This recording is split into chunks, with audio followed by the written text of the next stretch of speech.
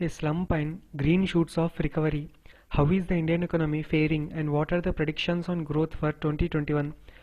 The year 2020 upended India's economy as much as it disrupted the rest of the world along with all the aspects of normal life thanks to the novel coronavirus. But unlike the most other peers, Indian economy had already been hurling downhill before the pandemic hit and a snap national lockdown announced in the late March scuppered virtually all activity for a while to come. There were 2 quarters of negative growth and widespread mayhem across the economy, bearing some solace from agriculture. But as the year draws to close, there is a glimmer of hope that economy may see recovery in 2021. Why was India hit hard? By the beginning of 2020, India had already gotten off the 8% growth track for several quarters. From 8.18% growth in the GDP recorded between January and March of 2018, India decelerated steadily till it was trundling along a half and speed by the end of 2019, growing at just 4.08% this time last year. The lingering effects of demonetization and flawed implementation of the goods and service tax were seen as some of the reasons for the sustained decline. Just before the pandemic struck, the government had already made multiple attempts to try and revive the economy. Post-March, like in all other aspects of life, the pandemic managed to moderate expectations about the economy as well. From the condemning the slowdown in economy a year ago, after 2 quarters of negative growth, even a zero to slow growth scenario seemed better.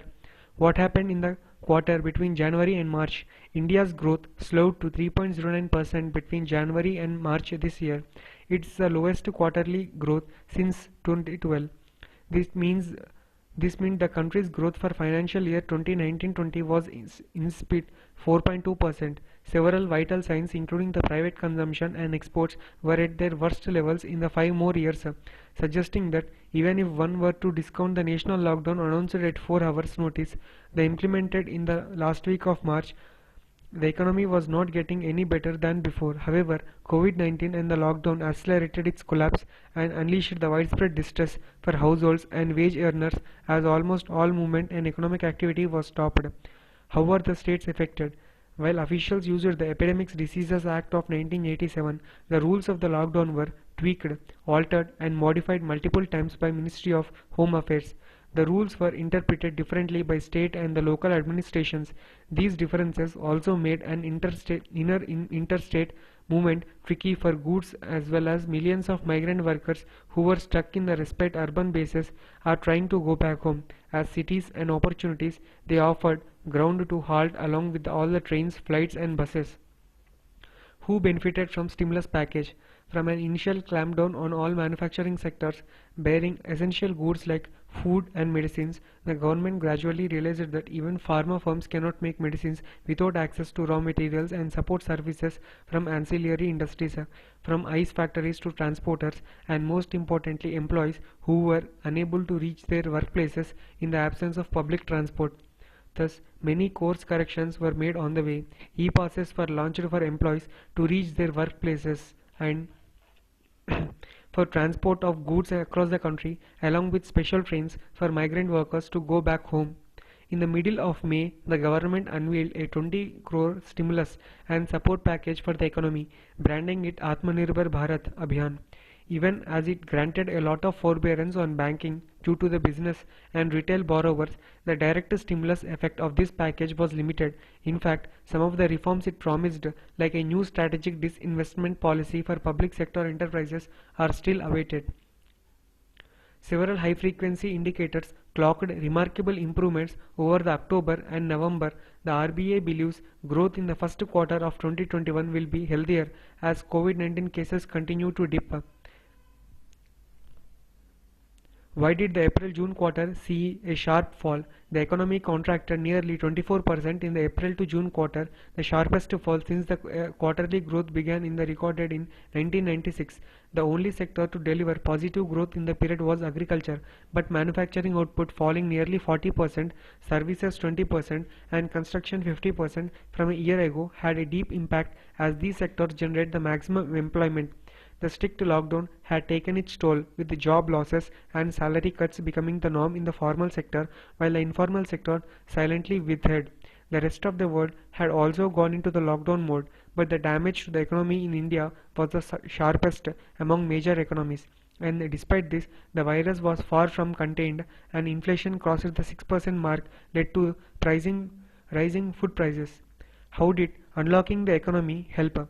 Market Marked by a progressive unlocking of the economy. By the end of July-September quarter, Home Ministry had even permitted the resumption of public transit systems, including metros.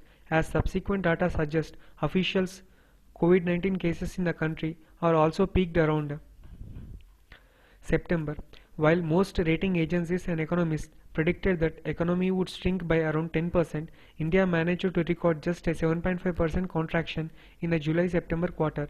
Agricultural growth remained constant, while manufacturing managed to record positive growth. However, the tough patch was far from over for services such as retail trade and hotels, particularly impacted by social distancing norms, and sectors such as mining and construction.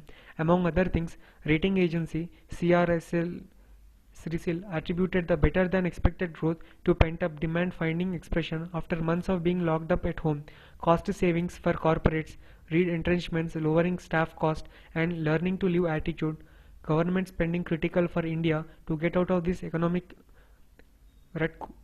economic rut collapsed even as inflation remained high. What is the RBI view on growth prospects? With the economy in the technical recession after 2 successive quarters of contraction, the government unveiled a fresh round of support measures over October and November, as pinned its hopes on breaking out of negative growth in October to December quarter. Nowcast released by the Reserve Bank of India on Thursday suggested that it may indeed be possible with a slender of 0.1% growth. Indeed, several high-frequency indicators clocked remarkable improvements over October and November, but their coincidence with India's festive season and reported flattening in activity after the Diwali festival make it difficult to assess if the recovery is real and sustainable.